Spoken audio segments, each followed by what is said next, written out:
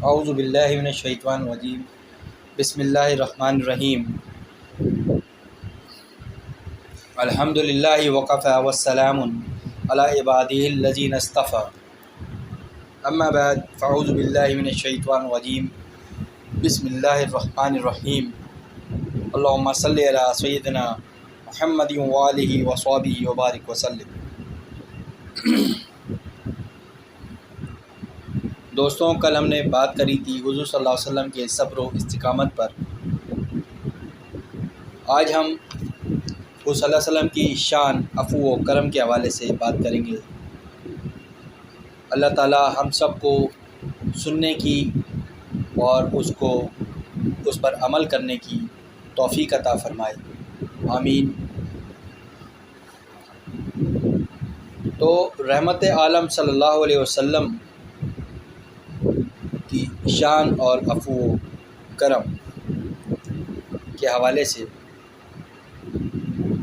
کہ کفار مکہ 21 سال تک رسول اکرم صلی اللہ علیہ وسلم اور آپ صلی اللہ علیہ وسلم کے نام لیواؤں کو ستاتے رہے۔ ظلم و ستم کا کوئی حربہ ایسا نہیں تھا جو انہوں نے خدائے واحد کے پرستاروں پر نہ آزمایا ہو، حتیٰ کہ وہ گھر بار اور وطن تک چھوڑنے پر مجبور ہو گئے۔ لیکن جب مکہ فتح ہوا تو اسلام کے بدترین دشمن مکمل طور پر رسول اکرم صلی اللہ علیہ وسلم کے رحم و کرم پر تھے، اور آپ صلی اللہ علیہ وسلم کا ایک اشارہ ان سب کو خاک و خون میں ملا سکتا تھا۔ لیکن ہوا کیا؟ ان تمام جبار قریش سے جو خوف اور ندامت سے سر نیچے ڈالے آپ صلی اللہ علیہ وسلم کے کھڑے تھے، آپ صلی اللہ علیہ وسلم نے پوچھا، تمہیں معلوم ہے کہ میں تمہارے ساتھ کیا معاملہ کرنے والا ہوں؟ انہوں نے دبی زبان سے جواب دیا، اے صادق، اے امین، تم ہمارے شریف بھائی اور شریف برادر زادے ہو، ہم نے تمہیں ہمیشہ رحم دل پایا ہے۔ آپ صلی اللہ علیہ وسلم نے فرمایا، آج میں تم میں سے وہی کہتا ہوں جو یوسف علیہ السلام نے اپنے بھائیوں سے کہا تھا۔ حضور صلی اللہ علیہ وسلم نے فرمایا، تم پر کچھ الزام نہیں، جاؤ، آج تم سب آزاد ہو۔ اللہ اکبر۔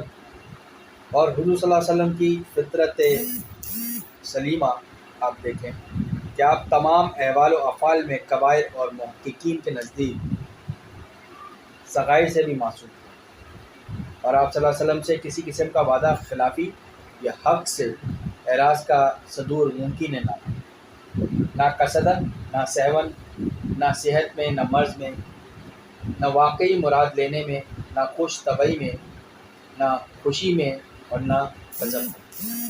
اللہ اکبر۔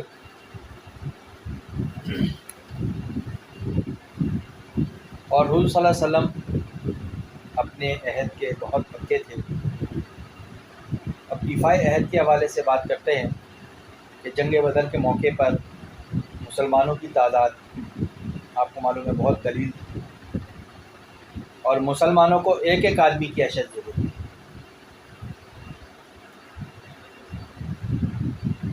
حذیفہ بن الیمان رضی اللہ تعالیٰ عنہ اور ابو حسیل رضی اللہ تعالیٰ عنہ، دو صحابی رسول اکرم صلی اللہ علیہ وسلم کی خدمت میں حاضر ہوئے اور عرض کری، یا رسول اللہ صلی اللہ علیہ وآلہ وسلم، ہم مکہ سے آ رہے ہیں، راستے میں کفار نے ہم کو گرفتار کر لیا اور اس شرط پر رہا کیا کہ ہم لڑائی میں آپ صلی اللہ علیہ وسلم کا ساتھ نہیں دیں گے، لیکن یہ مجبوری کا عہد تھا، ہم ضرور کافروں کے خلاف لڑیں گے۔ حضور صلی اللہ علیہ وسلم نے فرمایا، ہرگز نہیں، تم اپنا وعدہ پورا کرو اور لڑائی کے میدان میں سے واپس چلے جاؤ۔ ہم مسلمان ہر حال میں وعدہ پورا کریں گے، ہم کو صرف خدا کی مدد درکار ہے۔ اور اسی طرح حضرت عبداللہ بن ابی الحماد رضی اللہ تعالیٰ عنہ بیان کرتے ہیں کہ بعثت سے پہلے میں نے حضور نبی کریم صلی اللہ علیہ وسلم سے کوئی چیز خریدی، کچھ رقم باقی رہ گئی، میں نے حضور صلی اللہ علیہ وسلم سے وعدہ کیا کہ اسی جگہ لے کر حاضر ہوتا ہوں۔ پھر میں بھول گیا۔ 3 دن کے بعد مجھے یاد آیا، میں وہاں پہنچا تو کیا دیکھتا ہوں کہ حضور صلی اللہ علیہ وسلم اسی جگہ تشریف فرما ہیں۔ حضور صلی اللہ علیہ وسلم نے مجھ سے فرمایا، تم نے مجھے مشقت میں ڈال دیا، 3 دن سے اسی جگہ تمہارا انتظار کر رہا ہوں۔ ابو داؤد نے اس کو روایت کیا ہے کہ اس واقعے میں حضور صلی اللہ علیہ وسلم کی تواضع اور ایفائے عہد کی انتہا ہے۔ اللہ اکبر۔ اور اسی طرح حضور صلی اللہ علیہ وسلم کی شجاعت، غرض کہ ہم حضور صلی اللہ علیہ وسلم کے کسی بھی ٹاپک کو اٹھا لیں یا کسی بھی بات کو ہم لے لیں تو اس کی کوئی ہمیں مثال نہیں ملتی۔ اب آپ حضور صلی اللہ علیہ وسلم کی شجاعت دیکھیں کہ حضرت انس رضی اللہ تعالیٰ عنہ فرماتے ہیں کہ حضور صلی اللہ علیہ وسلم نے ارشاد فرمایا کہ مجھ کو اور لوگوں پر 4 چیزوں میں فضیلت دی گئی: سخاوت، شجاعت، قوت مردمی اور مقابل پر غلبہ۔ اور آپ صلی اللہ علیہ وسلم نبوت کے قبل بھی اور بعد یعنی زمانہ نبوت میں بھی صاحب وجاہت تھے۔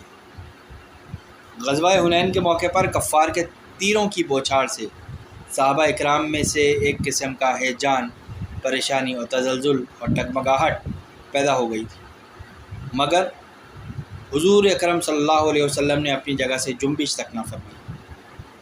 حالانکہ گھوڑے پر سوار تھے اور ابو سفیان بن حارث رضی اللہ تعالیٰ عنہ آپ صلی اللہ علیہ وسلم کے گھوڑے کی لگام پکڑے کھڑے تھے۔ کفار چاہتے تھے کہ حضور صلی اللہ علیہ وسلم پر حملہ کر دیں، چنانچہ آپ گھوڑے سے اترے اور اللہ تعالیٰ سے مدد مانگی اور زمین میں سے ایک مشت خاک لے کر دشمنوں کی طرف پھینکی تو کوئی کافر ایسا نہ تھا جس کی آنکھ اس خاک سے نہ بھر گئی۔ حضور صلی اللہ علیہ وسلم نے اسی وقت یہ شعر پڑھے: ان النبی لا کذب، ان النبی لا کذب، انا ابن عبد المطلب۔ مطلب میں نبی ہوں، اس میں کذب نہیں، میں عبد المطلب کی اولاد ہوں۔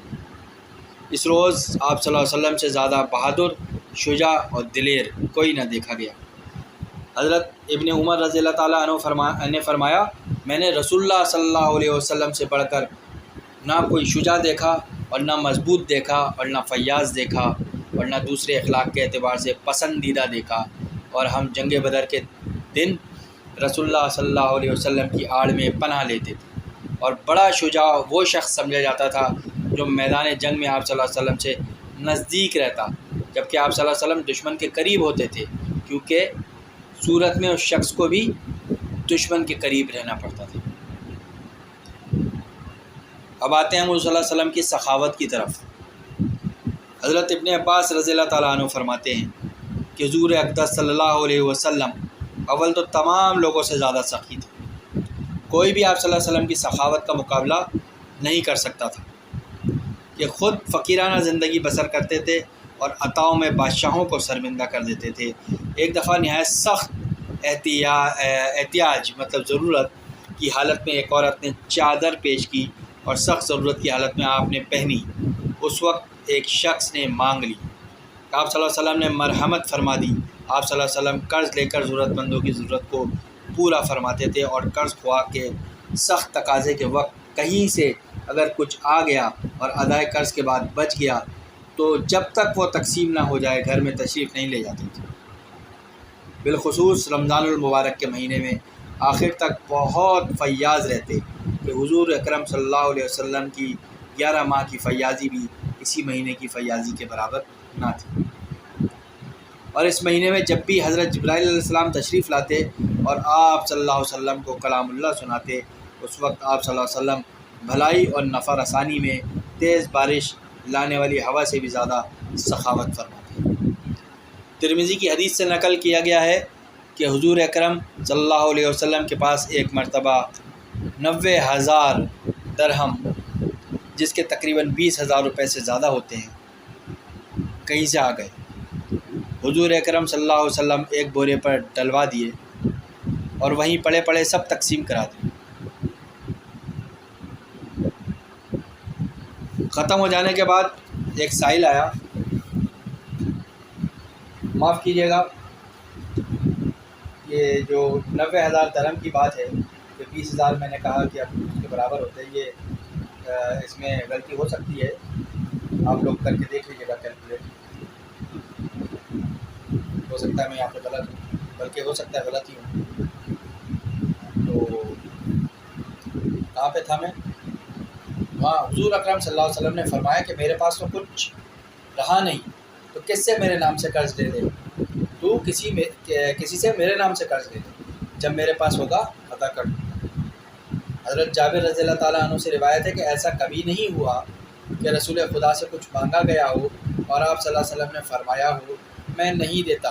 حضرت انس رضی اللہ تعالیٰ عنہ فرماتے ہیں کہ رسول اللہ صلی اللہ علیہ وسلم کل کے لیے کوئی چیز نہیں اٹھا کے رکھتے۔ حضرت ابن عباس کا بیان ہے کہ رسول اللہ صلی اللہ علیہ وسلم سب سے زیادہ سخی تھے۔ ایک دفعہ حضور اکرم صلی اللہ علیہ وسلم نے حضرت ابو ذر غفاری سے فرمایا، اے ابو ذر، مجھے یہ پسند نہیں کہ میرے پاس کوئی احد کے برابر سونا اور تیسرے دن تک اس میں سے میرے پاس ایک اشرفی بھی بچ رہے۔ کیسی سخاوت تھی حضور نبی پاک صلی اللہ علیہ وسلم کی، سوائے اس کے کہ جو ادائے قرض کے لیے ہو۔ تو ابو ذر رضی اللہ تعالیٰ عنہ میں اس مال کو دونوں ہاتھوں سے خدا کی مخلوق میں تقسیم کرتے تھے۔ ایک دن رسول کریم صلی اللہ علیہ وسلم کے پاس 6 اشرفیاں، 4 تو آپ صلی اللہ علیہ وسلم نے خرچ کر دی اور 2 آپ صلی اللہ علیہ وسلم کے پاس بچی رہی۔ ان کی وجہ سے آپ صلی اللہ علیہ وسلم کو تمام رات نیند نہ آئی۔ ام المومنین حضرت عائشہ صدیقہ رضی اللہ تعالیٰ عنہ نے عرض کیا، معمولی بات ہے، صبح ان کو خیرات کر دیجیے گا۔ حضور اکرم صلی اللہ علیہ وسلم نے فرمایا، اے حمیرہ، حضرت عائشہ رضی اللہ تعالیٰ عنہ کا لقب ہے، حمیرہ اما عائشہ کا لقب ہے، کیا خبر میں صبح تک زندہ رہوں یا نہیں؟ اللہ اکبر۔